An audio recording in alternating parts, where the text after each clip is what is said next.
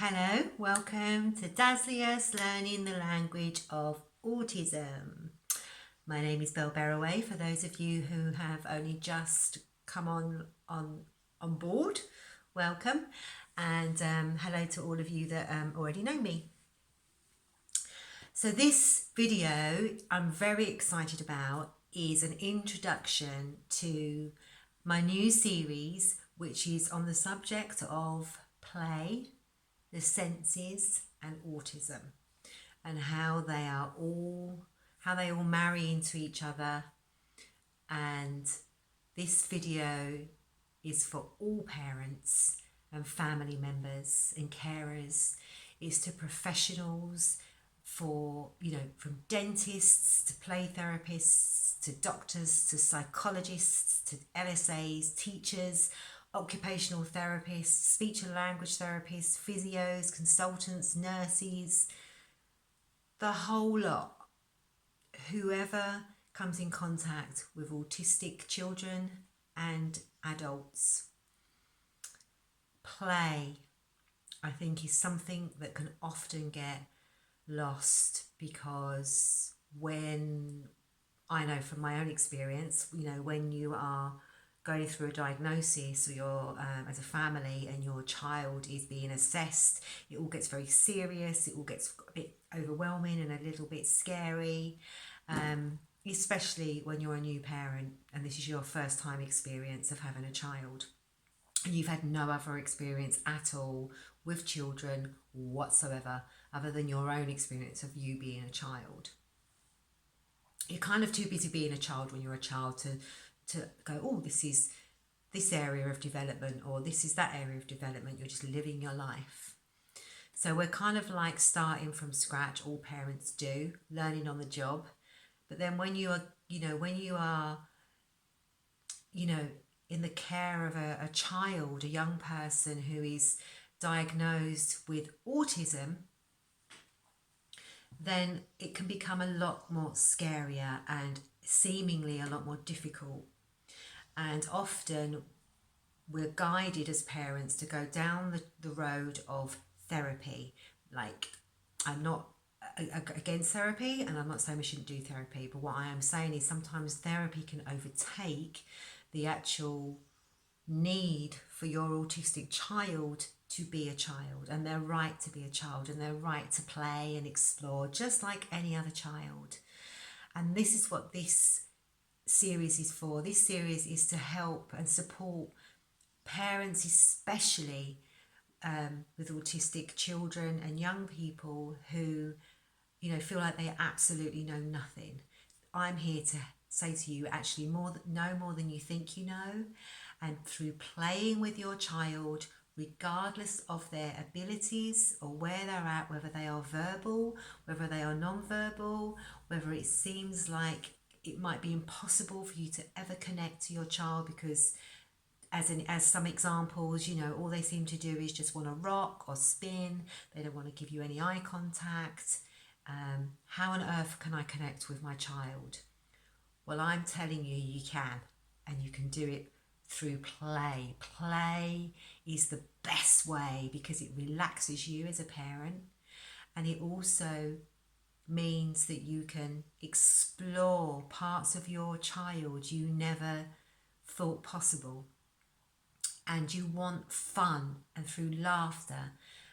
And if you step into your child's world, instead of them being forced out of that into our world, then I guarantee, which is a big promise, I know, but I'm going to say it anyway, I guarantee you will have a connection with your child when you learn to play, get back into playing. And, the ultimate need, and the question I asked myself a lot in the early days, and the question I hear so many parents say, and their biggest worry and their biggest sadness, if you like, is I can't connect with my child. I cannot communicate with my autistic child. And you can through play. So I hope that this will help so many parents, because playing is freedom, and it's freedom of exploration. You learn about who you are, you learn about how things work, you learn how everything fits into life, you learn about colours, shapes, concepts, you learn about your own physicality, and these are really important skills. And if it's done through play, and not play that's led by an adult, but play that is led by your child, because there's plenty of time. I promise you, your child, your autistic child, will develop just like all children do. They may develop in a very different way, and they may need different tools and different strategies and different experiences to do that, but they will develop, and you will see the development at their own pace when you learn about their needs and why they play the way they play and why they need to do the things they need to do. And normally it's mostly to do with their senses. Anyone that knows anything about autism will know that sensory processing is the biggest part of being autistic. It's who you are as a person. We all have senses, and autistic people generally, their senses are either really heightened, or some of their senses are need extra work, and they don't feel them quite as much. So in this series, we are going to talk about the senses first and foremost. That's going to be the first chapter, and how each sight, sound, touch, taste and smell, and how that impacts on their whole being. Everything about an autistic person. The feelings and emotions are intrinsically connected to their senses. They're not separate.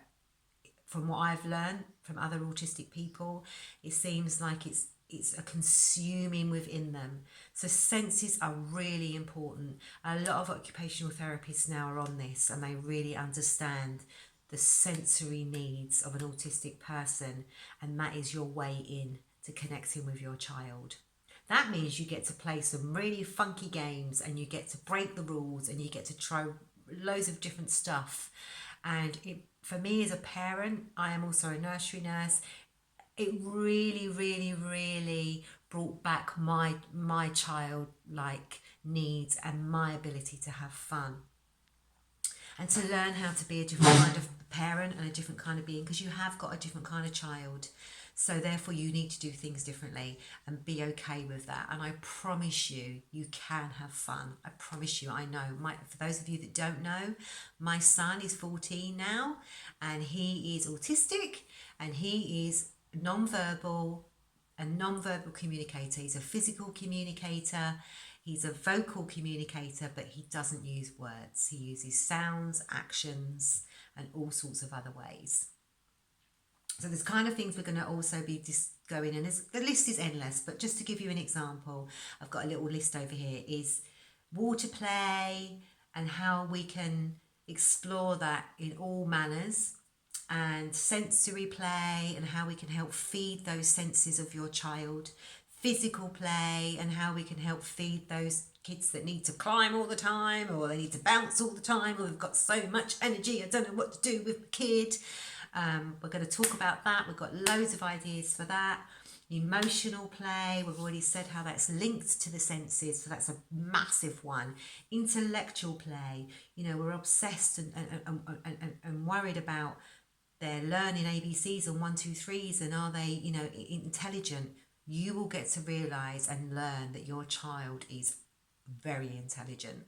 They will show their intelligence in a very different way, and we are lucky as those parents, because we get to see a bigger picture of a human. I hope that this will help you understand and remember, amongst all the chaos and the outside advice, that your child, your autistic child, has every right to play and be a child just like any other child. And that they need that space of their own that's not constantly guided by another adult. Let them have their downtime. Let them have their chill time. Let them just play for the sake of playing. Play is purposeful. Play is living. Play is life. So I hope that this is going to empower parents to know your child so that you can advocate for them positively and stand powerfully in that. When you go to all these endless meetings and assessments, you will know your child more than anyone else ever. And learning this play way will really impact and reinforce that belief. It will help you reduce stress and loneliness and anxiety and worry and the rough days, the tiring days for your child and yourself will be balanced, because you're going to have a whole massive great big tool bag of play, and to help you be okay with the differences that your child has. Because, you are in a different world when you enter the world of autism. And that is just the way it is. It'll help you not to compare your child with other children. Because as soon as we start comparing, we're on a downward spiral of, why haven't I got that? Why can't my child do that? And this is all about what your child can do and where they are. And that when you start from where they are and what they're interested in, the world is your oyster. I promise you, I'm so excited about this. I'm so excited to share everything that I've learned as a parent, all the knowledge that I also know as a professional nursery nurse when I was working. I worked for over 20 years in child development and play and all sorts of family support stuff. And now I'm here to kind of know that I've been with children of all different genres. And now I'm in the world of autism, and play is play, regardless of your child's needs. I'm also going to talk about how you can get support from other autistic communities, because there's so many out there. And I promise you that this is going to be fun. You're going to have fun, and you will have a connection with your child, non-verbal, verbal, autistic, wherever they are on the spectrum. I promise you that you will have a connection and communicate with your child from their perspective. You're going to learn a whole new language. You're going to learn a whole new language, and I am so excited. So please stay tuned and subscribe if you are interested in this subject, and you can tell your friends all about it and your professional people all about it. And each week I'm going to have a new video with a different subject. And I invite you to comment. This is a community YouTube channel, and I would really love all of you to, comment and share your play experiences with your autistic children. And let's just see, we can support each other and help each other, and it will be amazing. Okay. Thank you so much, and I look forward to seeing you next week, and we're going to start with the senses. See you next week.